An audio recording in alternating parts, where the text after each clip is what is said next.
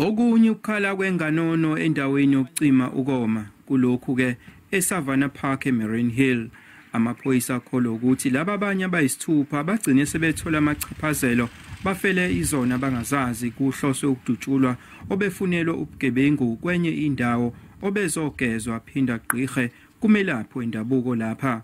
Omunye osale enkundleni umnumzana Phumlani Mpithimpiti umndeni wakhe usafuna impendulo. Ubaba Phumlani Alfred Mpithimpiti naye usithole esekwi crossfire la in less than 10 minutes ephumile ekhaya.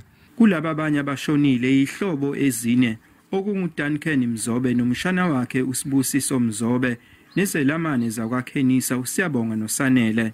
Angikholwanga ukuthi ngempela sebeshonile kakhulu umfana wami, ubhuti wami obelimele kakhulu ke yena ngimbonile. Fika manje futhi ucingo lokuthi yena ke libekuthu right naye futhi okamfowethu useshonile.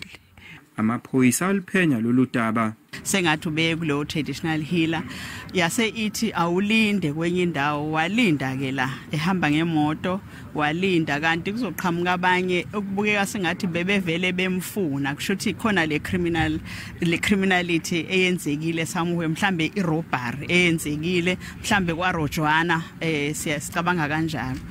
Omunye wabagilwa usasesibhedlela. Izindaba za SABC nginguvusi Khumalo eSavannah Park eMarianhill.